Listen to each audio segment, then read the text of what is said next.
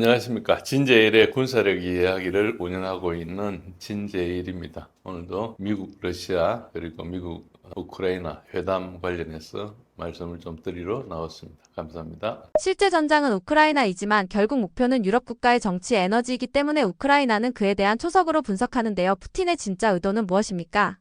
푸틴의 의도를 이야기하면서 굉장히 서방에서 내러티브가 많았거든요. 그 대표적인 것 중에 하나가 푸틴의 독재자고 구소련의 영광을 재현하기 위해서 영토 야욕이 있고 영토 확장을 하겠다. 근데 이게 이제 푸틴이 뭐라고 했는가 하니까 소련의 해체는 재앙이었다는 이야기를 한 적이 있었어요. 그 언급을 증거로 그래서 소련을 다시 구축하겠다 이런 이야기를 한 적이 있었어요. 그 이야기에 대해서 푸틴은 또 뭐라 했는가 하니까 소련 해체가 재앙이었다고 하는 것에 동의하지 않는 사람은 동정심이 없는 사람이고 소련을 다시 복구하겠다는 사람은 머리가 나쁜 사람이다. 그러니까 소련이라는 체제가 나빴지만은 푸틴의 의도는 뭔가 소련이 해체되면서 독립공화국들이 많이 생겼는데 소련 70년 동안 있는 사이에 그 사이에 러시아계들이 그 독립공화국에 많이 있어요. 예를 들어서 뭐 카자흐스탄 이런 데는 40%가 러시아계입니다. 그러니까 러시아계가 거기 있는데 그게 다 합치면 2200만 명 정도 돼요. 근데 다 거기 독립하다 보니까 러시아계는 소수계 취급하니까 인권 사각지대에 놓인 게 된 거예요. 그 사람들이 거기 가고 싶어 간 게 아니고 소련에서 있다가 보니까 뭐 예를 들어서 카자흐스탄에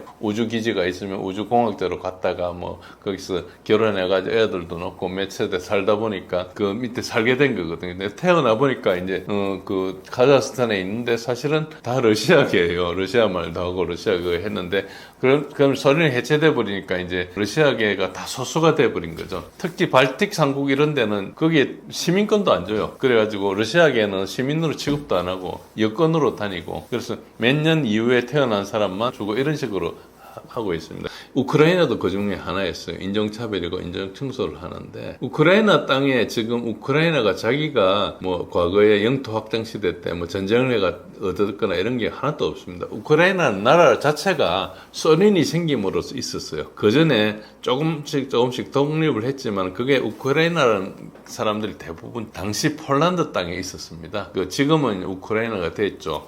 2차 대전 해가지고 소련이 이김으로써 폴란드 땅의 일부를 떼가지고 소련이 가져갔거든요. 거기에 있는 사람들이 우크라이나였어요. 그러니까 그때 당시에 갈라치아 지방이 중심으로 이제 지금 서부 우크라이나가 과거 폴란드 땅이었어요. 폴란드하고 헝가리 그쪽에 사람들 좀 있었거든요. 그런데 이제 그 소련이 되면서 이제 우크라이나 소셜리스트 리퍼블릭이라는 게 우크라이나 SSR이 있고 뭐 러시아 SSR이 있고 뭐 SSR 몇 개가 모여가지고 USSR이라는 걸 만들었거든요. 그래서 소련이 된 겁니다. 그렇게 하면서 이제 소련의 일부로서 우크라이나가 있다가 과거 러시아가 이렇게 얻었던 땅 노보러시아라 하는 그 굉장히 광활한 땅들이 우크라이나 동부 그 크림까지 전부 다가 러시아가 뭐 전쟁해가지고 다 얻은 땅이에요. 그리고 전쟁하면서 목숨 바치고 얻은 거죠. 그때 당시에는 이제 전쟁으로 영토를 확장하던 시기였으니까. 우크라이나는 전쟁으로 얻은 게 아니고 그 광활한 땅을 그냥 소련이 해체되면서 얻은 거예요. 그거 자체는 뭐 문제가 없죠. 소련이 해체되면서 국가가 됐으면은 자기가 거기에 있는 다민족 국가를 경영하려면은 그 다민족 국가를 잘 대접해주고 어쨌든 국가를 경영해야 되는데 우크라이나계가 러시아계에 대해서 막 인종차별하고 인종청소하고 이렇게 하니까 이제 유지가 안 되는 거죠. 그 말 국가를 경영할 능력이 없는 거예요. 오스트리아가 중립을 유지하는데 오스트리아는 서너 개 그 민족들이 전부 다 그 소수계가 다 대접받거든요. 자기 언어를 쓸 수 있고 차별하지 않고. 그래서 오스트리아가 이제 중립을 유지할 수 있는 거예요. 그 정도가 경륜이 있어야죠. 그런데 어디 다수계가 소수계를 차별하고 하고 뭐 인종청소하고 하면 그게 남아공이나 이런 거 똑같잖아요. 지금 이스라엘의 가자지구에서 일어나는 거라든지 이런 거 똑같아요. 그래서 어쨌든 이제 푸틴의 의도는 그런 쪽에 방치되는 사람들에 대한 자기네들이 도덕적인 책임을 가지고 있는 거죠. 소련이 해체됨을 수 있었는데 그런 문제를 가지고 그걸 이야기하는 거고요. 그래서 이제 푸틴의 공식 입장은 나토를 확장을 하지 마라. 나토를 확장해가지고 러시아계 안전을 보장해라는 거하고 그 중에 이제 러시아계 주민을 보호해야 된다. 이제 이게 두 개가 같이 충돌한 게 우크라이나예요. 그래서 우크라이나를 나치화하는 것을 제거하고 그것도 안 되니까 그것도 민스크 1, 민스크 2 협정해가지고 말을 안 들으니까 그러면 내가 직접 다시 다스리겠다는 거예요. 그러니까 그 협정을 해가지고 자치권을 주고 주민투표를 해가지고 의사를 묻기로 했는데 투표도 안 하고 계속 사람만 죽이고, 특히 젤렌스키의 전임 대통령 포로셴코는 공개적으로 마이크 대고 그 인종차별 이야기를 하고 그랬어요. 그런 정도죠. 그래서 푸틴은 구소련 잔류공화국에서 러시아계 주민의 인권 보호에 대한 자기가 도덕적 책임을 가지고 있다. 그래서 소련의 영광을 재현하기 위해서 영토 확장 야욕한다. 이런 것들은 다 거짓말이고, 특히 유럽에서는 이제 우크라이나를 먹고 나면 폴란드고 독일이고 쳐들어올 거다 이렇게 이야기를 하는, 그건 진짜 거짓말이에요. 역사적으로 한 번도 러시아가 쳐들어간 적이 없고요. 유럽은 자원이 없고 아무것도 없습니다. 그 쳐들어가면 가난한 러시아가 그 부자 나라 사람들 연금 줘야 되잖아요. 그런 게 해결이 안 되는 거죠. 그런 모순적인 이야기를 계속 하는 그런 상황이라고 보면 됩니다. 그래서 요거는 이제 저번에도 한번 말씀드린 적이 있으니까, 직접 우크라이나를 침공하게 된 이유는 이제 보호 책임이라는 게 있다. 그렇게 대량 학살이나 전쟁 범죄나 반인도적 범죄나 인종청소 이 네 가지 경우에는 국제사회가 개입할 수가 있다. 어떤 조건이 세 가지가 있는데 이 기둥 하나하나를 다 만족하지 않았기 때문에 국제사회가 유엔 헌장 51조에 따라서 개입을 한 겁니다. 이 개입한 논리는 정확하게 나토가 코소보를 개입할 때 그렇게 했습니다. 코소보가 나토 회원국이 아닌데 나토가 개입을 했거든요. 그게 저 규정이었습니다. 유엔 헌장 51조에 따라서 인종 청소를 한다고 빌미를 가지고 했어요. 그 요거를 R2P, Responsibility to Protect라는 요건을 정확하게 만족하게 했어요. 이걸 보도를 하면은 푸틴이 침공한 게 정당화되니까 서방에서는 보도를 안 하죠. 그리고 요 세계적으로 이게 아까 말씀드렸는데 이게 14,000명이 죽었어요. 빨간 글만 보시면은. 그리고 이야기를 하지 않는 것 중에 하나가 2021년 3월 24일 날 젤렌스키가 크림과 돈바스 지역의 재정복 행정명령에 서명을 했습니다. 그러니까 그쪽으로 쳐들어가라고 이야기한 거예요. 그래가 쳐들어갈 준비를 하고 있었던 거죠. 그래서 2021년 내내 돈바스 지역의 포격을 강화하고, 그래도 안 쳐들어오니까 2월 16일 날 이제 한 8일 동안에 폭격을 2차 강화해가, 이거 보시면 폭격이 막 엄청나게 늘어나고 있죠. 이렇게 해가지고 프로복도 한 겁니다. 유도를 해가지고 들어간 거고, 그래서 이 조건을 다 따지면은 아무 할 말이 없으니까 이걸 다 무시해버리는 거죠. 이걸 다루면은 명분이 해당이 안 되는 겁니다. 러시아가 속도전 대신 소모전을 택한 배경을 푸틴 체제 결속과 사회 통제 차원이라는 정치적 목적도 포함되었다고 보십니까? 소모전 택한 이유는 나토의 반격을 대비한 게 가장 큽니다. 물론 뭐 소모전이나 기동전이나 속도전이나 여러 가지가 있는데요. 일단 러시아 입장에서 이걸 보면은요, 러시아가 러우전을 시작할 당시에는 자기가 우크라이나 한번 쳐들어가 보고 되면 말고 이런 건 아니고, 만약의 경우 나토가 반격할 걸 고려해야 되는 거거든요. 러시아는 우방이 없어서 혼자서 32개 나라하고 전쟁을 하는 최악의 상황을 항상 생각하고 했다는 거죠. 그래서 물론 처음에 들어갈 때는 기업을 줘가지고 협상을 하기 위해서 들어갔지만, 그 다음에 전쟁을 하기로 결심을 해가지고 보리스 존슨에 와서 미국이 전쟁을 지원해주고 이렇게 해가지고 본격적으로 전쟁이 시작한 이제 2022년 4월 정도부터는 이제 전면전 상태로 들어간 거예요. 그래서 당장은 우크라이나하고 전투를 하지만은, 전투를 하다가 러시아가 소모가 극심해지고 하면은 약점이 있을 때는 나토가 미군을 동원해서 확 들어올 거 아닙니까? 그걸 항상 생각해야 되는 거죠. 그래서 러시아는 카드가 자기 한 카드밖에 없어, 우방이 없어요. 그러다 보니까 일단은 희생을 최소한 줄여야 된다. 그래서 계속 전력을 아껴서, 일단 왜 그러니까 공격을 들어가는 쪽이 불리해지거든요. 노출이 되기 때문에. 그래서 보통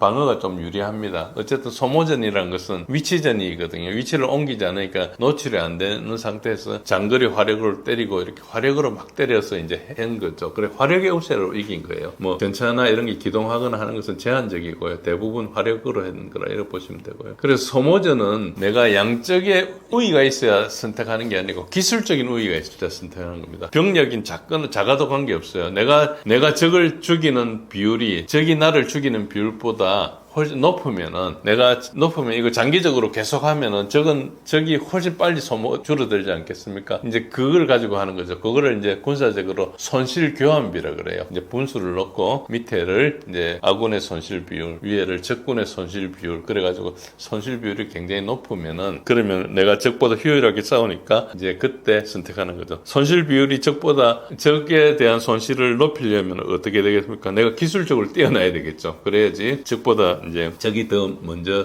많이 빠른 비율로 손해를 입는 거죠. 그래서 이제 저것 때문에 하고 만약에 손실 교환비가 불리하다. 내가 지금 그냥 전투를 하다 보면 적보다 내가 손실이 더 많이 줄어든다. 그러면 택할 수 있는 게 위험을 걸더라도 한번 확 덤비는 거죠. 그래가지고 이 장기적으로 시간이 지나면 쭉 밀리는 이걸 하지 않고 단기 결전을 선택하는 거죠.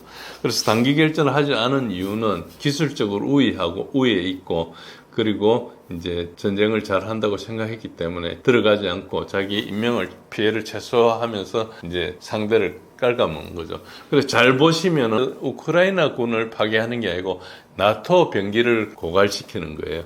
우크라이나가 이게 손실이 일어나면 나토에서 보충을 쭉 해가 들어오지 않습니까? 그럼 들어오는 직결지에다가 막 때리고 하거든요. 그래서 나토군이 들어오기도 전에 나토 전력들을 대부분 없애버리는 거죠. 그러니까 지금 현재 나토 병기고가 바닥이 나가지고 다시 이제 투자를 하자 이렇게 하고 해서 이제 지금 군사력 투자를 많이 하고 있죠. 그래서 뭐 나토 또 유럽에서 거의 생산이 3배가 늘었다든지 이런 이야기를 하고 있습니다. 어쨌든 그렇고 있습니다. 그래서 소모전 택한 이유는 빠른 승부를 하면은 손실 증가로 약점이 노출되기 때문에 이게 나토한테 공격을 당할 수 있기 때문에 그렇고요. 또 러시아 교리에도 좀 부합합니다. 러시아 교리는 영토 점령이 아니고 적의 전투력을 괴멸하는 걸 그걸 유색영량 경멸이라고 그 스베친이라는 그 전략가가 1920년 30년대 쓴 책에 보면 저런 내용이 대부분 있습니다. 그래서 무엇보다 적을 할 수 있는 것은 군사 장비 기술도 뛰어나고 물자 비축량도 뛰어나고 생산량에서 우위에 있기 때문에 물량전을 할 수 있는 거죠. 그래서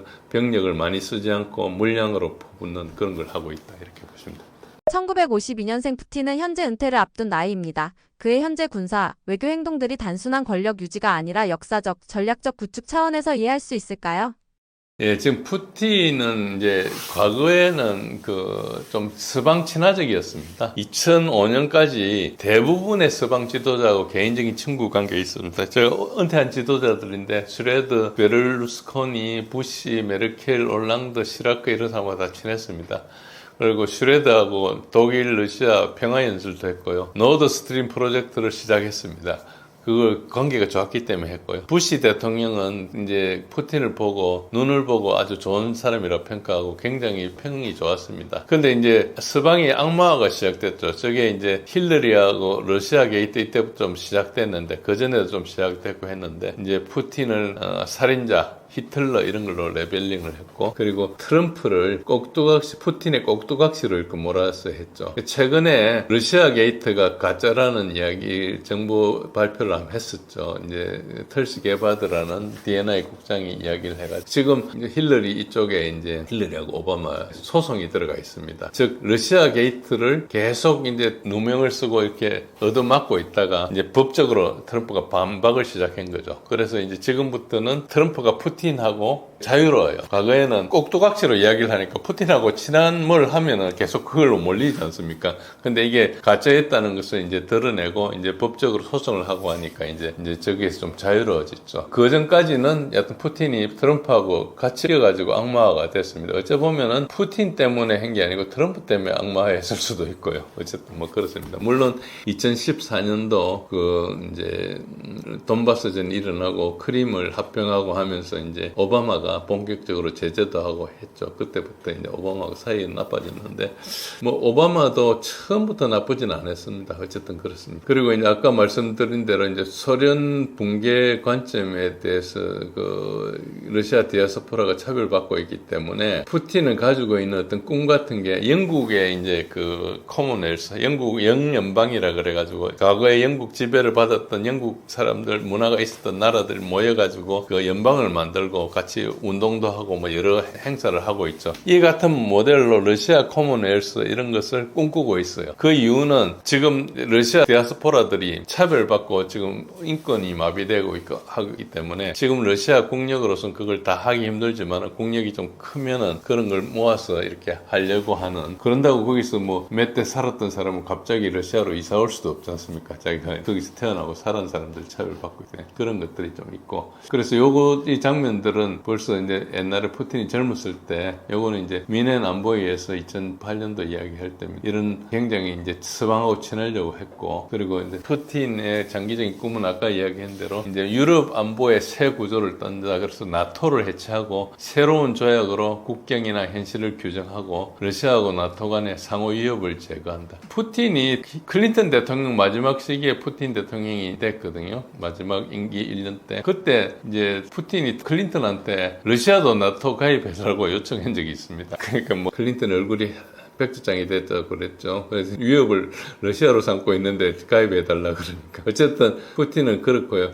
어쨌든 우크라이나 휴전은 그건 하나의 중간 목표고, 얄타나 빈헤이처럼 새 평화 시대를 여는 것이 이제 푸틴의 정치가로서의 꿈이고, 미국과 러시아 관계도 이제 미래를 좀 생각하려고 하고 있고, 그래서 푸틴과 트럼프 간의 이제 이해관계가 좀 맞물림되고 있죠. 어쨌든 그렇고, 최근에는 아까 이야기한 대로 꼭두각시 누명을 탈출해가지고 트럼프가 이제 상당히 좀 자유롭게 되고 있는 상황이죠. 그래서 지금 푸틴 입장에서는 단기 사건은 어째 보면 신뢰 징검다리고, 장기 목표는 미국과 러시아 관계를 개선하고 유럽 안보를 재편하면은 자기 은퇴 전에 평화의 기틀을 만들어 놓고 러시아를 이제 부시에 물려준다, 이런 생각을 자기가 피력하고 그렇게 우리도 알고 있어요. 아는 사람들은. 예. 이번 알래스카 회담에서 휴전 합의는 불발로 그쳤습니다. 하지만 트럼프는 평화협상의 시작을, 푸틴은 외교적 승리를 강조했습니다. 두 정상의 목적과 의도가 어떻게 다르다고 생각하시나요?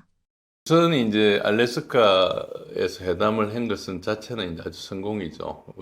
그동안 3년 반 동안 전혀 러시아하고 대화가 없다가 이제 미국 대통령이 열었으니까 그건 잘 된 건데, 일단 굉장히 좀 복잡한 이야기들이 나오는데 우선 용어부터 좀 확실히 알 필요가 있어서 개념을 잠깐 설명하겠습니다. 시스파이어를 해가지고 휴전 협정이라 하는 이야기를 계속 하자고 트럼프 대통령이 취임 이후 6개월 동안 계속 이야기를 했어요. 푸틴은 들은 척도 안 했죠. 그 부분에 대해서. 그리고 지금 피스 딜이라 그래요. 평화협정이라 하기도 하고 종전협정이라 하기도 하는데, 그 두 가지를 가지고 서로 당기고 밀고 그렇게 했습니다. 휴전이란 것은 뭔가니까 전쟁 중에 일정 기간을 전투행위를 멈추는 겁니다. 우리나라하고 북한 사이에 지금 6.25 이후에 지금 멈춰 있죠. 70몇 년간 멈춰 있는 거지만 어쨌든 공식적으로는 전쟁 상태가 계속되고 잠시 이제 서로 약속을 하고 멈춘 겁니다. 그래서 누가 약속을 깨면 다시 전쟁이 시작되는 겁니다. 그리고 종전협정은 완전히 이제 전쟁을 멈추고 더 이상 적대 행위가 없는 걸 말합니다. 종전협정을 맺고 나면 그다음부터는 평화 상태가 됩니다. 그래서 그거를 피스 딜이라 그럽니다. 뭐 평화협정이라 하기도 하고 종전협정이라 하기도 하고. 우리가 휴전협정이 맺은 게 아니고 이제 북한하고 유엔사 간에 맺은 거기 때문에 이제 미국이 북한하고 평화협정을 하면 우리가 이제 휴전 상태가 아니고 종전 상태가 되니까 뭐 그런 게 되기를 바라는데, 복잡하게 뭐 핵 문제도 있고 하다 보니까 이제 안 되고 있죠. 어쨌든 그런 차이가 있습니다. 지금 그래서 여기 계속 양쪽에서 러시아하고 미국, EU 그리고 우크라이나 쪽에서 하는 이야기들이 휴전이냐 종전이냐를 가지고 계속 이야기를 합니다. 그래서 계속 휴전을 이야기하다가 특히 30일 휴전을 계속 이야기했습니다. 하다가 더 이상 하지 않고 있죠. 근데 푸틴이 그러면 왜 휴전 요구를 거부했느냐 하면은, 지금 전쟁이 일어나고 있는데 러시아가 압도적으로 유리합니다. 요즘은 언론에서 러시아가 유리한 게 좀 나오는데, 불과 뭐 몇 달 전까지만 해도 뭐 우크라이나가 유리한 것처럼 이렇게 이야기했는데, 그게 3년 동안 러시아가 유리했거든요. 여러분들이 언론을 쭉 따라오시다 보면은 어느 시점에서부터 뭔가 잘못됐다는 걸 느끼실 겁니다. 근데 이제 저 같은 경우는 일찍부터 그걸 따라왔기 때문에 알고 있었는데, 2022년 9월에서 12월 그 사이에 까지만 해도 이제 전쟁이 어느 정도 됐어요. 그런데 2022년 12월 이후부터는 일방적으로 러시아가 이긴 겁니다. 그런데 이제 전선이 움직이지 않으니까 생각하기로 뭐 비슷하거나 그렇게 되나 보다 생각하는데, 사실은 소모전을 써서 우크라이나군을 거의 뭐 다 없애놨습니다. 그걸 유생 역량 경멸이라 그래요. 그게 이제 소련 시절부터 러시아가 가지고 있는 어떤 그건데, 일단 땅 따먹는 걸 별로 중요시하지 않습니다. 전투력을 없애는 거죠. 그렇게 하고 있는데, 그래서 이제 압도적으로 유리한 상황이니까 여기서 멈춘다는 것은 러시아가 멈추고 나면은 우크라이나 뭐 하겠습니까? 그 사이에 나토나 이런 데서 장비나 군인을 잔뜩 들고 와가지고 이제 옮겨 놓을 거 아닙니까? 그러면은 이제 30일 동안 이제 때릴 수가 없으니까 그 사이에 전투력을 복원시켜 놓겠죠. 그러면은 30일 후에 러시아가 굉장히 강해진 우크라이나군과 다시 싸워야 되는 문제가 발생합니다. 지금은 계속 이제 전쟁이 일어나고 있기 때문에 이제 우크라이나 국경을 통해서 나토 장비가 들어오면 그걸 계속 때립니다. 그래서 뭐 엄청나게 비싸게 준 걸 들어온 거 다 때리고 군인들도 때리고 나토 군인들이 우크라이나 군복 입고 들어오는 것도 때리고 뭐 다 때립니다. 전선에 나타나지 못하게 하고 있는 거죠. 그런 상황인데 30일 하자니까 이제 안 하는 거죠. 그래서 이제 그냥 바로 멈추자. 그게 이제 피스딜이거든요. 그러니까 정전협정을 바로 하면 되는 거지. 그 협상회가 정전하면 되는 거지. 그걸 멈추고 할 필요가 없다. 즉, 휴전협정이란 것은 기운을 차례가 다시 전쟁하겠다는 뜻이고, 정전협정은 평화 상태로 가겠다는 뜻입니다. 그래서 이제 이게 계속 이렇게 됐고, 특히 이제 푸틴이 왜 또 그 휴전 요구를 거부했는가 하니까, 과거에 돈바스 전쟁 때 민스크 1협정과 민스크 2협정을 맺었습니다. 2014년 9월에 맺은 게 민스크 1협정이고 2015년 2월에 맺은 게 민스크 2 협정입니다. 그리고 그 뒤에 8년 뒤에 전쟁이 시작돼가지고 2022년 2월에 이제 그 러시아가 쳐들어갔죠. 그 이후에 이제 바로 이틀 뒤에 우크라이나가 협상하자 그래가지고 또 이제 그 벨라루스 가서 협상을 하다가 그게 옮겨가지고 특히 이스탄불에서 협상을 계속 하다가 3, 4월 협상회가 4월 초에 그 이스탄불 커뮤니케를 해가지고 협상안이 이미 나왔습니다. 거의 한 7, 80% 디테일만 놔둬놓고 이제 뭐 병력을 몇으로 줄일 거냐 이런 숫자만 이제 서로 이제 야 8만으로 하자, 10만으로 하자 뭐 이런 정도 차이가 있는 정도로 나왔기 때문에 이제 이게 무르익어 가고 있는데 영국의 보리스 존슨 수상이 와가지고 그 젤렌스키한테 하지 마라 계속 전쟁하라 우리가 대준다 그래가지고 이제 전쟁이 시작된 거예요. 그게 사실상 그 뒤로부터 이제 푸틴하고 러시아는 이제 전쟁을 계속했죠. 소모전을 했어요. 우크라이나군을 완전히 이제 거의 괴멸을 시켜놓은 상태거든요.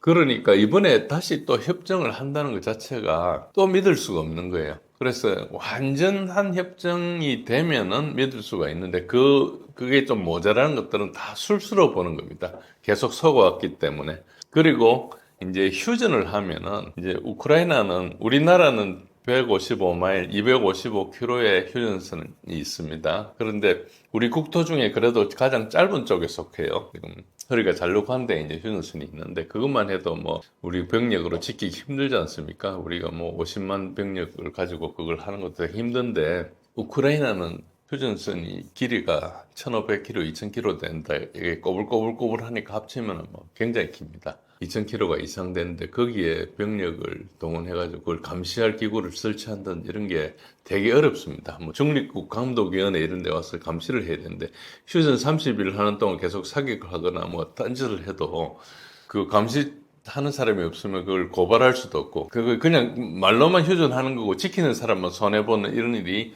지난 5월 달에도 있었거든요. 3일 휴전할 때 우크라이나를 계속 위반했었습니다. 그러니까 이제 전혀 믿지가 않는 거죠. 그런 신뢰의 문제하고 지금 유리한데 왜 휴전을 협정을 하느냐는 문제 때문에 반대해 왔었습니다. 근데 이번에 이제 알래스카의 정상회담을 푸틴이 수락한 이유는 뭐냐 하면은 이제 푸틴의 보좌관 우샤코프가 미국이 우리가 받아들일 만한 제안을 해왔다. 이런 이야기를 했어요. 그 내용은 이야기하지 않고. 그래서 이거는 휴전이 아니고 종전을 지금 하려 하는구나를 좀 암시를 했죠. 그러니까 그동안에 계속 받아들이지 않던 것을 이제 받아준 걸로 보이니까. 그런데 아니나 다를까 이제 트럼프가 이제 휴전이 아니고 종전을 이제 이야기를 하고 났어요. 그러니까 그거를 이미 이제 제안했기 때문에 정상회담이 이루어진 겁니다. 그리고 이제 요거는 확인되지 않은 건데 미국의 무기 지원 등 이 우크라이나 지원을 중단 의사를 통보한 것으로 추정을 하고 있습니다. 그런 소문이 있었기 때문에. 그러니까 분명히 미국이 종전을 할 의사를 띄웠기 때문에 이제 이런 협상이 이루어졌다 볼 수 있죠. 그리고 이제 그런 걸 가지고 뭐 이렇게 잘 진행을 했습니다. 잘 진행을 했는데 이제 트럼프하고 푸틴은 협상을 끝나고 나면서 했던 말이 약간 달라요. 트럼프는 항상 좀 과장도 하고 하지만은 기본적으로는 자기가 이제 이거 어려운 이 협상을 시작했다 하는 그 거래 달인의 이미지를 좀 유지하고 그리고 이때 사실상 말은 어떻게 했든 지난 3년 반 동안 미국이 이 우크라이나전에 대단히 실패했고 제가 지난번에도 말씀드린 적이 있지만은 군비 경쟁에서 미국이 러시아한테 완패한 거다 이런 표현을 쓴 적이 있습니다. 그 정도로 이제 상당히 실패를 했는데 그걸 드러낼 수는 없지 않습니까? 명색이 세계 넘버 원 대통령인데 그래서 이제 이 실패를 새로운 시작으로 이제 재구성해서 뭔가 이제 앞으로 달라진다 이런 이야기를 하기로 하고 또 사실은 전쟁 자체에서 러시아가 완벽하게 이긴 겁니다. 알래스카 회담이 보기에 따라서는 미국의 항복 선언과 비슷하거든요. 미국이 이제 우크라이나를 통해서 러시아에 대리전을 했는데 하다가 이제 항복 선언을 했다. 이거와 비슷한데 가서 보면은 항복 선언 분위기가 전혀 아니잖아요.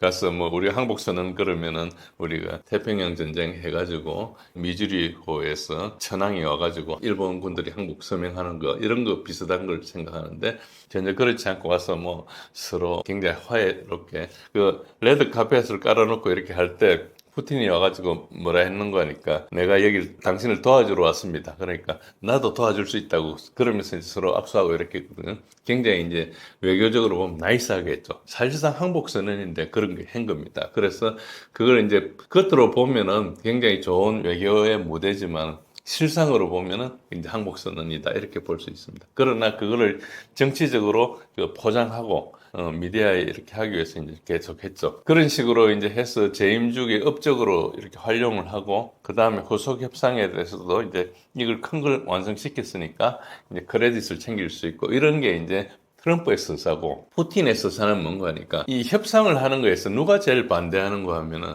국내의 강경파들이 반대합니다. 이때까지 전쟁한다고 고생했는데 왜 중간에 멈추느냐. 완전히 이번 기회에 쓸어버려가지고 절대로 우크라이나가 딴짓 못하게 하자. 이렇게 하는 게 이제 이야기인데 푸틴은 그렇게 하고 싶지가 않은 거예요. 그래서 푸틴의 한마음에는 전쟁을 멈추고 나면은 다시 서방하고 좀 친구가 된다는 이런 생각을 가지고 있는 거예요. 그러니까 전쟁을 하면서 러시아 혼자 그 32개 나토 국가하고 이렇게 상대를 하고 그하고 연결되어 있는 다른 나라 합쳐서 한 50개국하고 상대를 했거든요.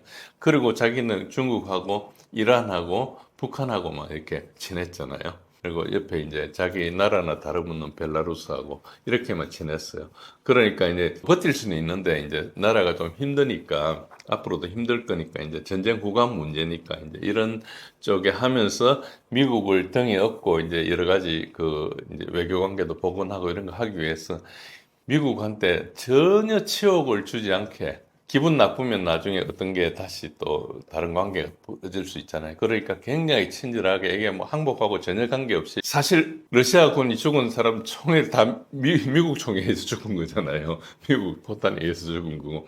그런 원수 관계이지만은 이제 그렇게 이제 했죠. 그래서 푸틴은 국내에서 일단 이만큼 하면 됐다. 그래서 일단 강경파 이미지는 유지하면서도 불만을 완화하고 국제적으로는 앞으로 이제 서방하고 관계도 좋아지고 남아있는 협상에서도 관철을 할 것이다. 이런 걸 좀 이야기를 하고 특히 이제 이 전쟁이 유럽 특히 나토 회원국을 중심으로 하나가 돼서 이제 러시아를 쳤는데 트럼프가 되고 나서부터는 유럽하고 미국이 분리가 됐어요. 그래서 이 균열을 계속 유지해야 되는 그런 측면이 있죠. 그래서 이제 트럼프한테 계속 이렇게 친하게 지내면 자연히 벌어지게 되는 거죠.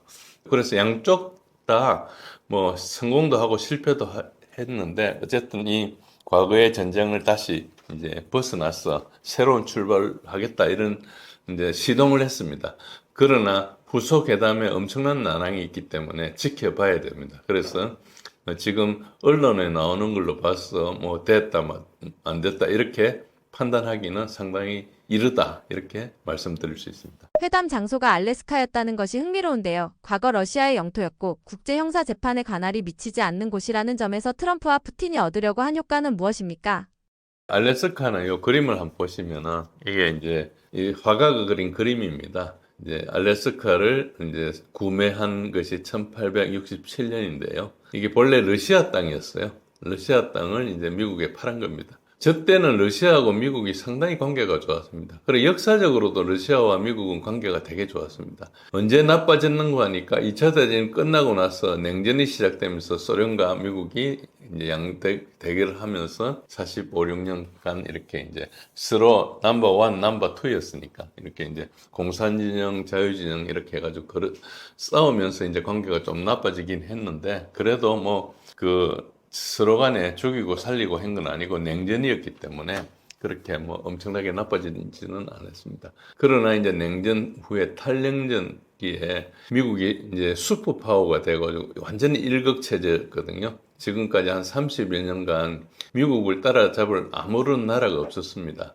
견제도 하지 않고 그 시기에 미국이 너무 오만해져 가지고 러시아를 상당히 우습게 보고 냉전에서 미국이 이겼기 때문에 러시아는 거의 패전국처럼 취급을 했어요. 그래가지고 이제 상당히 러시아가 힘들게 된 상황에서 이제 외교적으로도 공격을 했죠. 그래가지고 이제 2000년대 들어와서 푸틴이 집권하면서 러시아가 굉장히 다시 살아났습니다. 그래서 이제 지금까지 이렇게 커온 겁니다. 사실은 굉장히 오랫동안 보면은 러시아하고 미국의 사이가 되게 좋았죠. 그래서 알래스카라는 것이 역사적으로 그리고 지정학적으로 법적으로도 있습니다.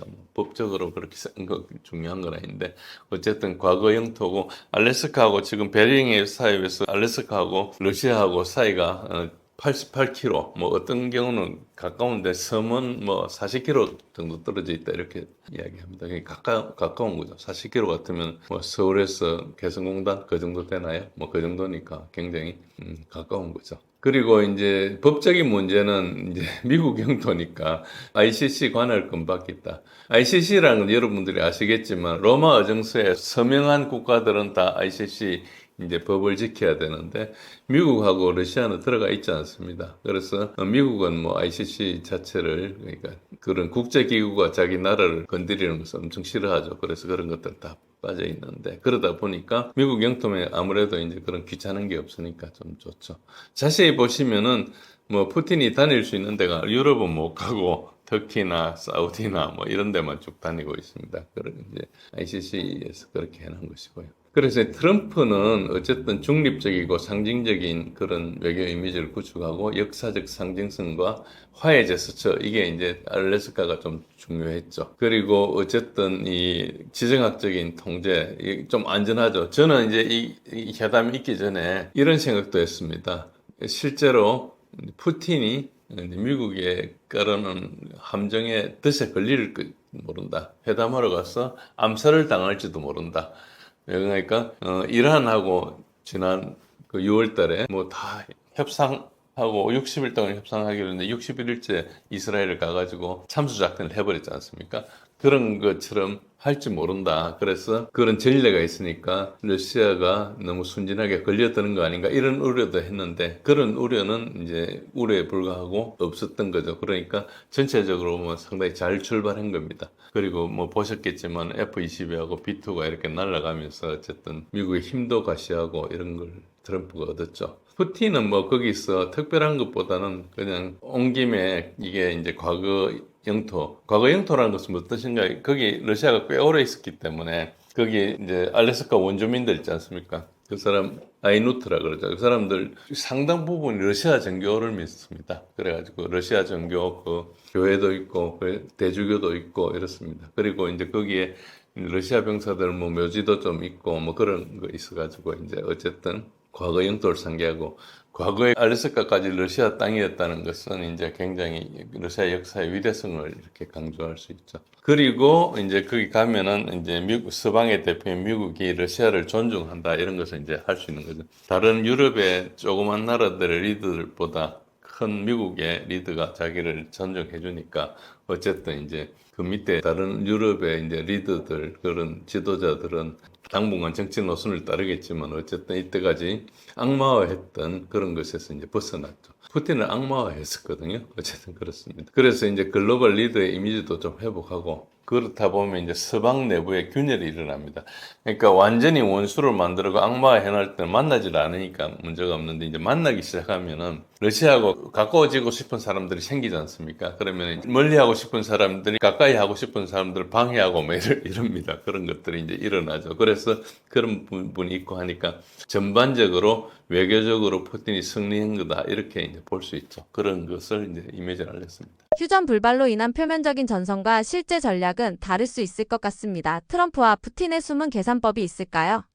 그냥 드러나는 게 대부분인데 이제 숨었다는 것은 뭔가니까 이제 아직까지 회담 결과를 공식적으로 발표하지는 않았거든요. 대부분 회담이 또 그 협정이 맺어진 것도 아닙니다. 1차 했고 이제 앞으로 더 하자는 식으로 했기 때문에 이게 시작이라고 볼 수 있죠. 그러나 이제 전쟁 종식의 관점 차이가 해소됐습니다. 그동안에 아까 말씀드린 휴전이나 종전을 가지고 계속 끌어왔는데 어쨌든 미국이 러시아 입장을 받아들인 거죠. 그리고 두 번째는 이제 2014년부터 지금까지 11년간 계속 이 원수 관계였거든요. 2014년도에는 오바마가 러시아를 제재했었습니다. 그래가지고 그 뒤로부터는 사실상 그 미국하고 러시아 관계는 계속 이제 나빠지고 왔습니다. 그래서 아마 이 그동안 있었던 여러 가지 협상이나 그 안에 있었던 내용들을 트럼프 대통령이 다 모를 거예요. 세세한 것들을. 그래서 러시아의 이제 거물 외무 장관이죠. 라브로프가 지난 11년간 이 협상이 어떤 걸 한 10분 정도 설명했다 그런 거죠. 그래서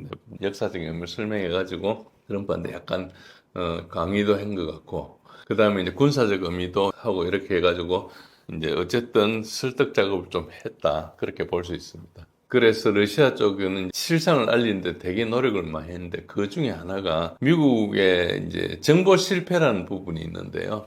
이게 이제 바이든 정권 때 전쟁을 시작해가지고 지금 트럼프 정권이 했잖아요. 그러면은 그게 군사 정보나 이를 다루는 사람들이 실무자는 안 바뀌었지만은 의사결정자들은 많이 바뀌었거든요. 기관장들이나 중간 간부들이나 우리 같으면은 뭐 국정원장 바꾸고 그다음에 뭐 기조실장 바꾸고 몇 사람들 바꾸지 않습니까? 그렇게 이제 좀 위에는 좀 바뀌는데 그러다 보면 전장 정보에 대한 어떤 문제가 있는 거니까 여러분도 아시겠지만 전쟁이 현대전은 내러티브 워페어라 그래가지고 실상을 그대로 보도하는 게 아니고 전쟁을 수행하기 유리하게 언론을 보도를 합니다. 특히 이제 우리나라에서 이 러우전에 대해서 잘 모르게 된 이유 중에 하나가 뭔가 서방 언론들이 다 동원돼 가지고 실상과 관계없는 내러티브를 했어요. 왜냐하면 전쟁을 해야 되는데 우크라이나를 대리 삼아가 전쟁을 해야 되는데 우크라이나가 나쁜 애들이고 얘네들이 문제를 일으키고 이런 걸 이야기하면 지원이 안 되지 않습니까? 목적은 러시아를 이제 부수는 건데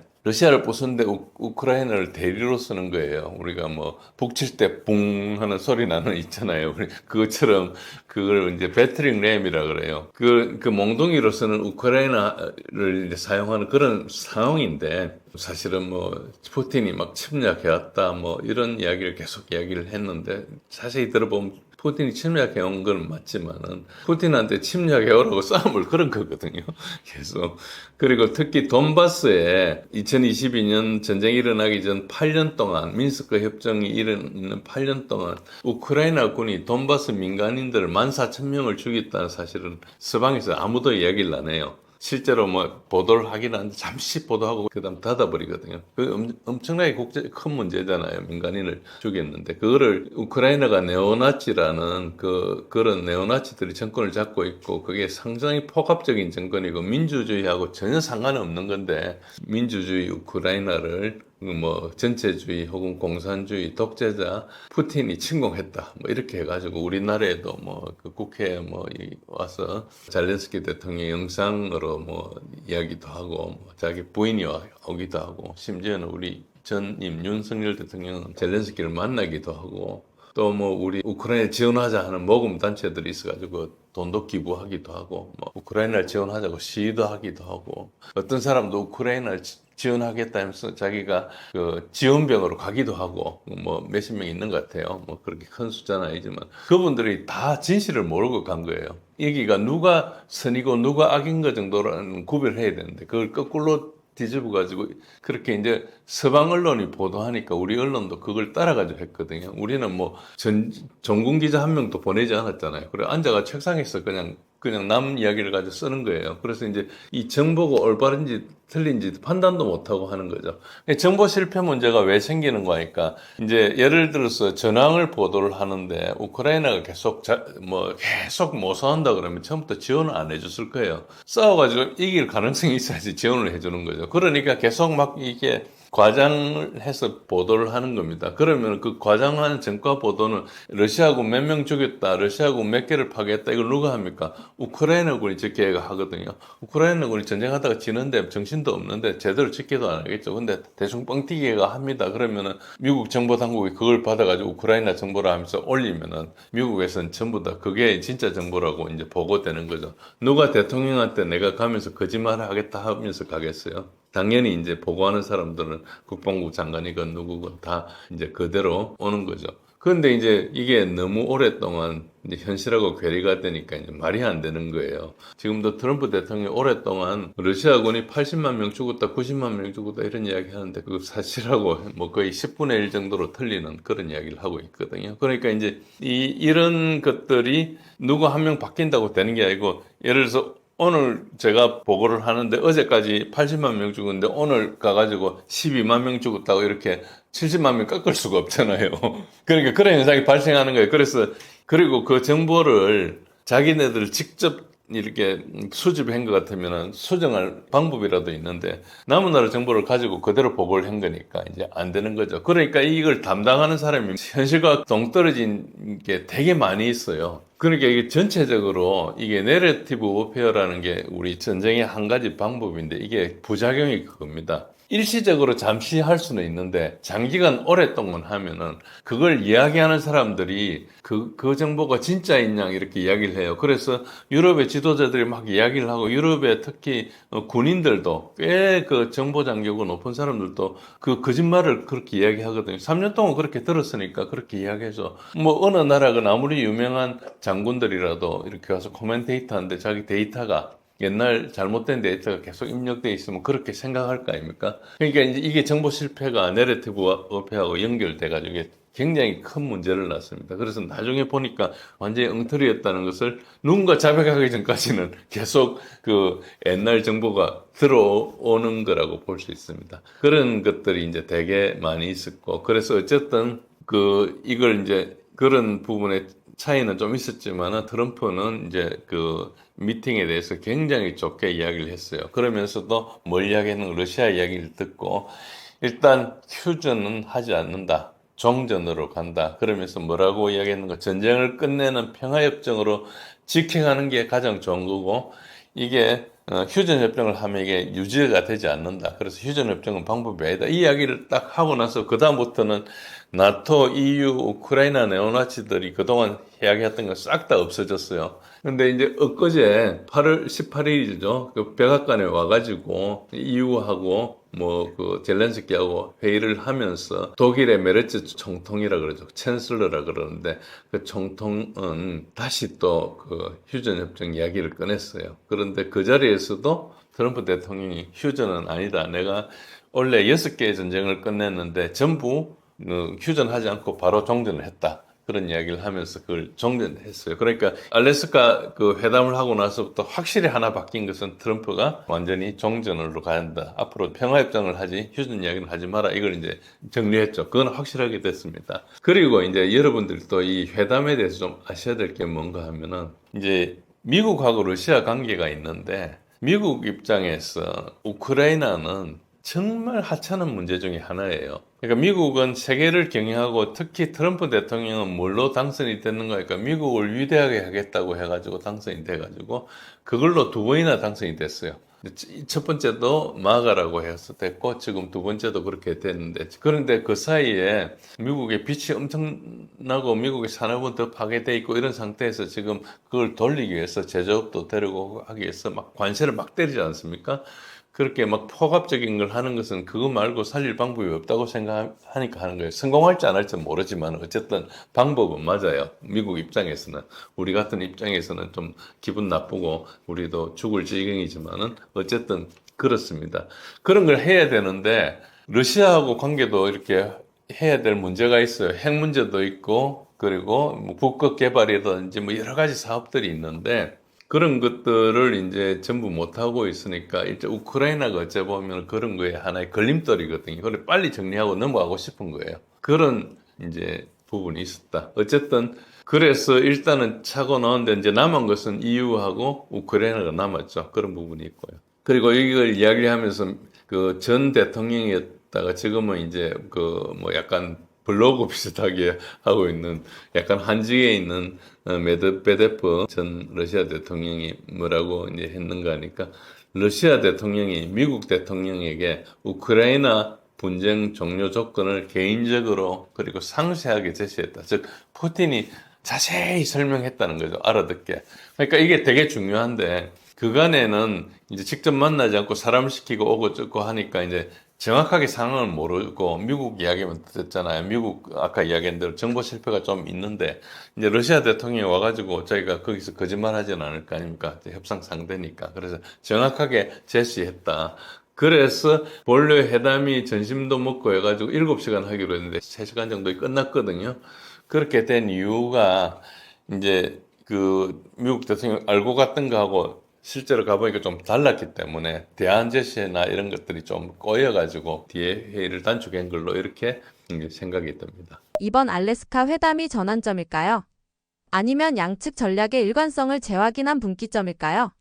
예, 분명히 전환점이죠. 어쨌든 이 이제 끝나고 나서 이렇게 이제 발표를 했는데 이 발표는 이제 푸틴 대통령이 12분 중에 8분을 이야기했고요. 푸틴 대통령은 자기가 써와서 읽었습니다. 그 말은 요점을 딱 정리했다는 것이고 이제 트럼프 대통령은 사실 내용을 잘 모르니까 거기에 있는 인상을 가지고 이제 대략 이야기를 했습니다. 그래서 이제 전반적으로 보면은 이제 알래스카 정상회담이란 게 그간에 있었던 외교 공백 상태를 이제 깼다는 것이고 그것도 최고 수장들을 만났다는 게 되게 크고 러시아 입장에서 보면 서방에서 러시아를 계속 고립했던 것에 대해서 이제 드디어 이제 고립 정책을 깼다는 거죠. 이제 고립 정책이 이제 붕괴됐다는 것을 상징적으로 했기 때문에 이거는 분명히 전환점입니다. 물론 여기서 이제 발전을 해야 되는 거죠. 그래서 하나의 지금 포인트에 불과하지만은 전환을 했다는 것이 되게 중요하고 우크라이나 전쟁의 해결을 주요 의제로 삼았지만은 사실 내용을 다 공개를 안 했기 때문에 정확히 알 수가 없고 그러나 드러나는 걸로 보면 숨겨진 합의가 있다면 트럼프가 푸틴의 입장을 상당히 많이 받아들였다 그렇게 볼 수 있고요. 푸틴이 나중에 문제 해결에 가까워졌다 이야기했거든요. 그 말은 문제 해결은 안 했지만 설명을 충분히 했다는 것이고 그래서 트럼프는 앞으로 러시아에 대한 압력을 더 이상 확대는 안 할 것 같아. 그렇게. 그전에는 뭐 세컨더리 보이콧이라 해가지고 뭐 엄청나게 공갈 때리고 있잖아요. 그런 일은 앞으로 좀 없을 것 같고 그 대신에 이제 협상은 남아있죠. 일단은 그리고 전제 조건 없이 협상과 전쟁을 동시에 휴전하지 않고 지금 전쟁하면서도 협상을 하고 있잖아요. 근데 이게 러시아 사상하고 일치해요. 러시아는 항상 전쟁하면서도 협상을 합니다. 그러니까 서방은 전쟁하다가 이제 끝낼 때쯤 돼가지고 협상을 하지 않습니까? 그런데 러시아는 좀 달라요. 러시아는 왜 다른가 하니까 클라우즈비체의 이제 그 사상인데요. 이 전쟁이라는 것 자체가 다른 수단에 의한 정치의 연속이라고 보는 거예요. 그러니까 정치적 목적을 달성하기 위해서 전쟁을 하는 거기 때문에 전쟁하면서 협상을 하다가 정치적 목적이 달성되면 그 자리에서 끝낼 수도 있고 정치적으로 안 풀리면 다시 전쟁을 할 수도 있고 이런 생각을 가지고 있는 거예요. 그 전쟁의 목적이 전쟁을 한 이유가 정치적 목적을 달성하기 위한 거니까 그래서 협상은 항상 열어놓는 거죠.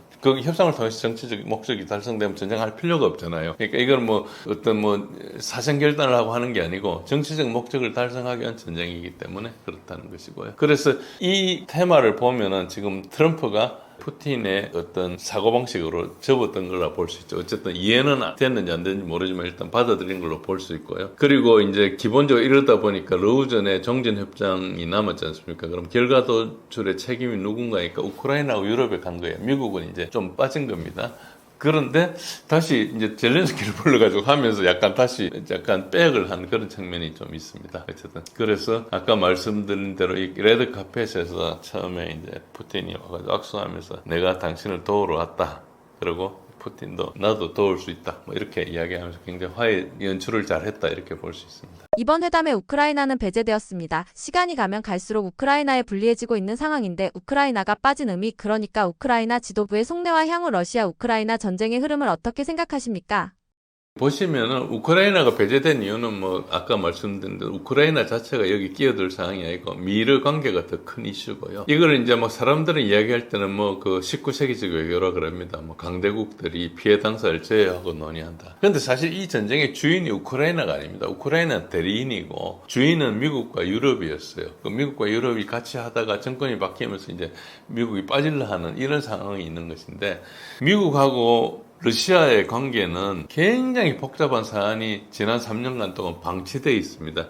가장 중요한 게 핵 협상이거든요. 핵은 뉴스타트라는 게 하나가 있고 INF가 있고 INF는 뭐 이제 트럼프가 2019년에 나왔죠. 그리고 AMD는 조금 더 오래전에 부시 대통령 때 나왔는데요. 이런 것들이 되게 중요한데 이걸 놔두면 이제 핵 전쟁의 위험이 굉장히 높아지는 가는 거죠. 이 뉴스타트가 이제 2026년 내년 2월 달에 익스파이어가 됩니다. 그러니까 벌써 지금 6개월도 안 남았으니까 벌써 그 전부터 협상을 하고 있어야 되거든요. 근데 전혀 이제 뭐 서로 간의 외교 어느 정도인가 미국이 스위프트망을 막아놔가지고 이제 주미 러시아 대사관에 있는 직원들이 은행 계좌를 못 씁니다. 그래가지고 굉장히 불편할 정도로 이렇게 만들어 놓을 정도로 이제 제재를 많이 했죠. 그러니까 이게 이제 미해결돼 있으니까 뭐 사업 같은 거는 특히 미국이 러시아에 투자를 한 미국 기업들 되게 많은데 철수하는 바람에 뭐 돈을 엄청나게 손해보고 있죠. 알래스카 협정 끝나고 이제 푸틴 바로 사할린에 있는 그 엑슨모빌 미국의 엑슨이 이제 거기서 유전을 개발하고 있었는데 그 철수를 했죠. 2022년 10월에 철수를 했습니다. 철수를 했는데 이 사람이 다시 이 회사가 다시 들어올 수 있는데 이제 서명을 했어요. 그 사이에 3년여 사이에 3년이 조금 안 되는 기간에 46억 불을 손해봤다 하더라고요. 우리 돈으로 한 6조 가까운 돈을 손해를 본 거죠. 엄청난 돈이죠. 그런 게 한두 개가 아니고 뭐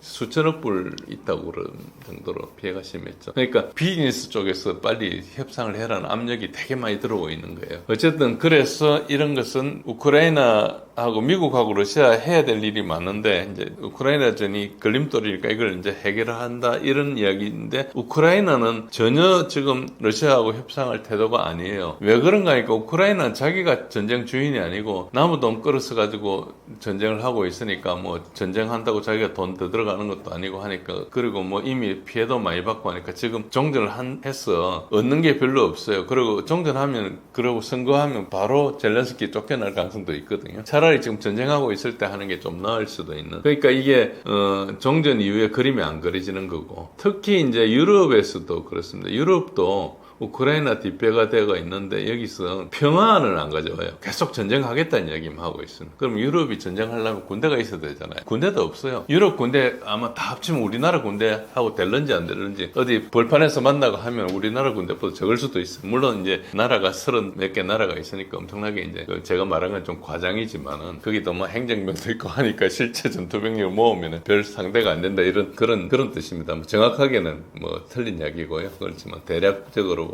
유럽 군대가 그 정도로 이제 약하다.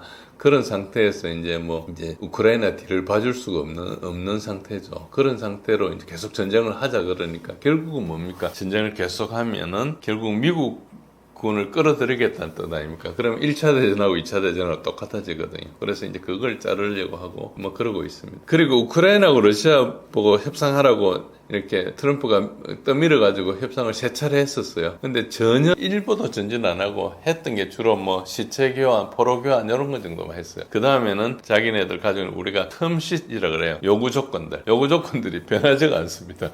그러니까 이제 도저히 안 돼가지고 이제 트럼프가 나서서 했다고 볼 수 있죠. 그래서 유럽도 평안이 없는 한 이제 평화협상에 참가하지 못하는데 문제는 결국은 이제 그 사람들이 결국 필요하기 때문에 이제 끌어가야 되는데 전부 다 생각이 다른 거기 때문에 이제 서방에서는 되게 힘들죠. 뭐 러시아는 국내 문제 해결하면 되니까 간단한데 미국은 되게 힘들다. 그래서 우크라이나 지도부 속내는 어떻게 됩니까? 3년 반 동안 열심히 했는데 이제 서방이 자기를 버리니까 분노와 실망과 배신감 이런 게 있죠. 그래서 사실 뭐 그런 것들이 막 폭발하고 있죠. 그것 때문에 이제 좀 난리가 나고 있고 전쟁의 흐름은 좀 이따 말씀드리겠지만 이게 소모전입니다. 소모전은 전선 이동이 안 보이니까 되게 느린 것처럼 보여요. 근데 손실은 엄청나게 생깁니다. 주로 기동전하고 좀 다르죠. 기동전은 손실이 안 생기고 빨리 가가지고 장악해가지고 꼼짝 못하게 항복시키고 이렇게 해가지고 끝나는 건데, 이제 소모전은 거기서 이제 계속 때리거든요. 그래서 우크라이나 같은 경우는 장거리 화력, 러시아의 장거리 화력, 포병,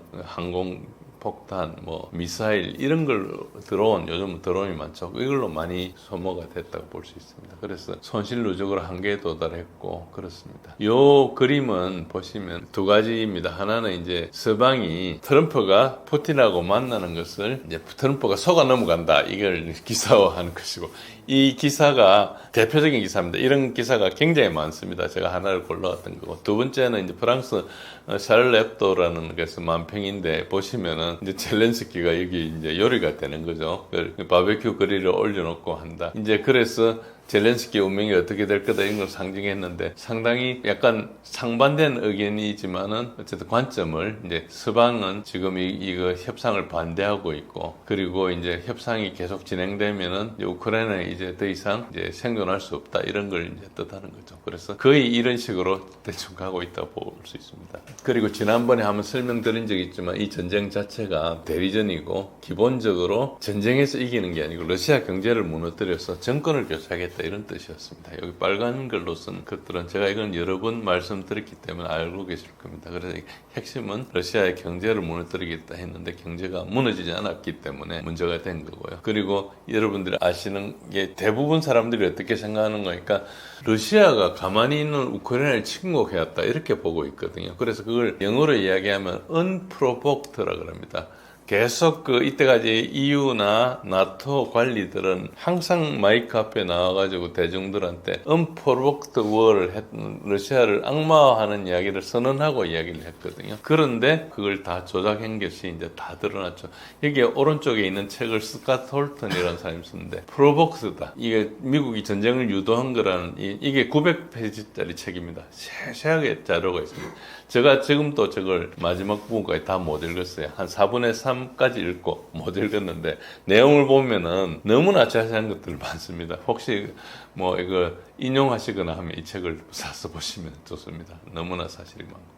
그런데 이제 질문 중에 하나가 뭔가, 지금 왜 이때 갑자기 회담을 했을까? 근데 이걸 아셔야 됩니다. 이게 2014년, 2015년도에 있었던 데발체보 전투입니다. 이게 이제 돈바스 내전이 일어나가지고 2014년부터 전쟁을 쭉 했는데, 하다가 이제 우크라이나 군이 우크라이나 반군한테 지금 포위되는 그 장면이 지금 지금 화살표 끝에 있는 데가 데발체보라는 데인데, 저기가 함락되게 돼가지고 이제 그러면 이제 우크라이나 군이 이제 반군한테 함락이 되는 상황이지 않습니까? 그게 그래서 저것 때문에 메르켈 당시 독일 총통이 모스크바에 달려가가지고 푸틴한테 회담하자고 막 이야기를 해가지고 합의를 한 거예요. 미스크2 합의를. 그리고 물론 안 지켰죠. 그때 이제 뭐 지금 같으면은 좀 작은 전투인데, 그때는 이제 큰 전투였습니다. 그때 뭐 벌써 몇백 명이 죽고 포로가 300명 이상 잡히고 이렇게 하고 우크라이나에 철수를 하게 됐는데, 요때 미스크2 협정이 일어났거든요. 요 전투를 계기로. 지금 보시면은 도네츠크에서 저런 상황이 있습니다. 오른쪽에 보시면은 동그라미 4개가 있는데 저기가 중요한 도시입니다. 자세히 보시면은 맨 밑에 있는 포크롭스크라는 지역이 이제 포위가 돼가지고 이제 거의 이렇게 돼 있죠. 그리고 러시아군이 이제 빨간 화살표 방향으로 계속 진행을 하면 주위에가 이제 함락되기 되게 쉽게 돼 있습니다. 왜 저런가 하니까 저기가 도로가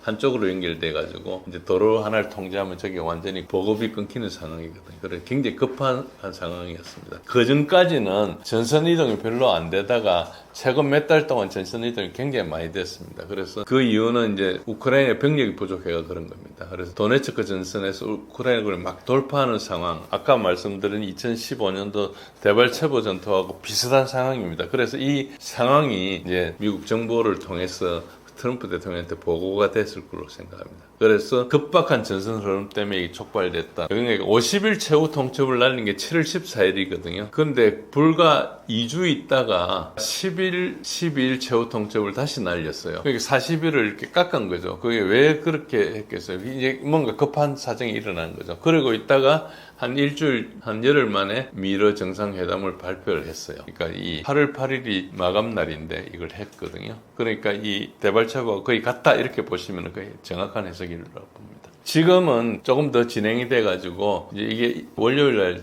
전황인데 도네츠크 전선의 포크롭스크는 지금 보시면은 굉장히 함락의 위험이 있고 지금 여러 가지 뭐 투입하고 있지만 이 병력비가 10대 1 정도로 우크라이나 열세입니다. 지금 요 자세히 보시면은 이제 포크롭스크 도심에도 이렇게 진출해 있습니다. 도심에 진출해 있고 테로는 차단돼 있고 나가는 E50이라는 이 빨간 길로 된 이 도로 여기가 한 군데가 있는데 여기가 포병으로 러시아군이 통제할 수 있기 때문에 여기 있는 조그만 부대들은 별로 힘을 못 쓰는 그런 상황이 되어 있습니다. 그래서 이게 굉장히 급하기 때문에 빨리 이제 저걸 해야 되고 그 옆에 콘스탄티노프크나 위에 있는 리만 쿠판스크도 비슷합니다. 전선을 딱 보시면 꼬불꼬불꼬불하죠. 꼬불꼬불하면 이게 이제 위험하다 이렇게 보시면 됩니다. 이 전선이 평평하게 있다가 어떻게 하는가 한 군데 돌파를 합니다. 여러 군데 쑤셨다가 이제 좀 약한 쪽으로 돌파를 쭉 해가지고 돌파해서 들어간 다음에 전과 확대를 하고 전과 확대를 하면은 깊이 가죠. 그러면 또 다른 데서 이렇게 깊게 이렇게 우리가 핀스라 그럽니다. 이렇게 집게 모양으로 이렇게 쭉 벌려가지고 이제 러시아군은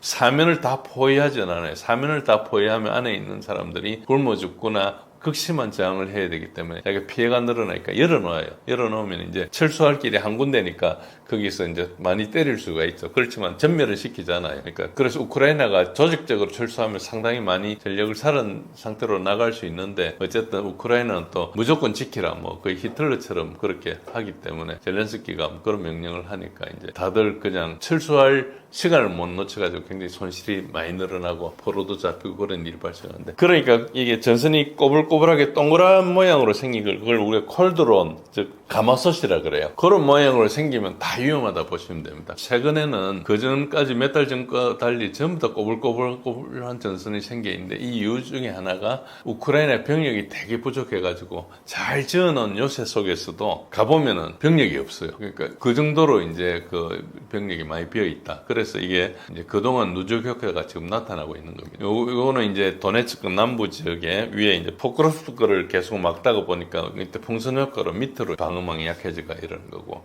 그리고 드네프로주 도네츠크 오블레스트 옆에 이제 드네프로 페트로주가 있는데 그 주에도 이미 돌파를 해가 들어갔습니다. 여기 노란 선이 쭉 있잖아요. 이 안에가 이미 이제 새로운 주로 들어간 겁니다. 그러니까 그 이제 뭐 도네츠크 일부는 아직 러시아가 아직까지 우크라이나군을 돌파하지 못했고요. 그러나 밑에는 이제 들어가고 그래서 전선이 굉장히 다이나믹하게 움직이고 보시면 잘 보시면 이런 데도 전부 아까 말씀드린 대로 이런 포위망이 형성되고 있죠. 콜드론 같은 게 형성되면 여기 있는 부대가 곧 빠지게 나가게 됩니다. 그런 식으로 계속 반복하고 있어요. 그래서 우크라이나 내부에서 약간 붕괴가 일어나고 이 편지가 뭔가니까 지금 더 버틸 수 없는데 빨리 협상이 진행됐으면 좋겠다 이런 편지를 쓰고 있습니다. 웃을 일은 아니지만 이게 벌써 한 2주, 3주 전 이야기네요.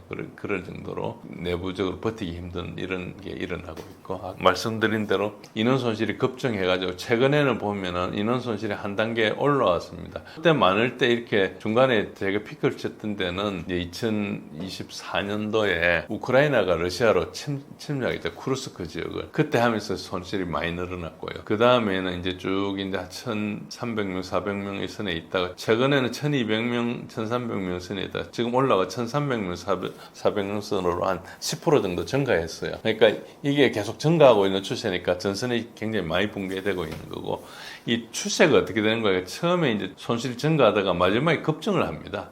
그래서 이 누계 손실을 보면 이렇게 거의 비슷한 형태이기 때문에 왼쪽이 2차 대전 독일이고 오른쪽이 이제 지금 현재 우크라이나군에서 제가 이제 그러죠. 빨간 표현만큼 차이가 난다. 그래서 이건 뭐 별 차이도 아니지만 3, 4개월 버티기 힘들 것이다. 그래서 뭐 전쟁을 하려면 얼마든지 계속 하겠지만은 실제로는 버티기 힘들다. 그래서 뭐 11월 정도 되면은 협상하고 관계없이 항복하지 않을까 이런 이제 생각할 정도로 이 수치는 그렇게 이야기하고 있습니다. 뭐 그거는 결정할 문제니까 이제 우크라이나에 달린 문제긴 하죠. 예, 오늘 와서 특히 이제 앵커리지 회담, 알래스카의 회담하고 거기에 있었던 젤렌스키 EU 그리고 트럼프 대통령 간의 워싱턴 회담 이 두 가지를 중심으로 지금 최근에 협상과 러우전 돌아가는 상황에 대해서 말씀드렸습니다. 어떤 것들은 좀 중복되기도 하고 있는데 제가 오늘 강조드리고 싶은 사항은 이 회담의 핵심 포인트가 뭐고 이게 전쟁의 원인하고 지금 결과까지 어떻게 연결되어 있는 걸 말씀드렸습니다. 그래서 이런 것들이 충분히 이해가 되시면 현재 이 전쟁의 원인과 결과가 어떻게 되고 앞으로 어떻게 될지 알 수 있고요. 아직까지 말씀드린 대로 굉장히 오리무중 상태다. 그렇게 이해해 주시면 감사하겠습니다.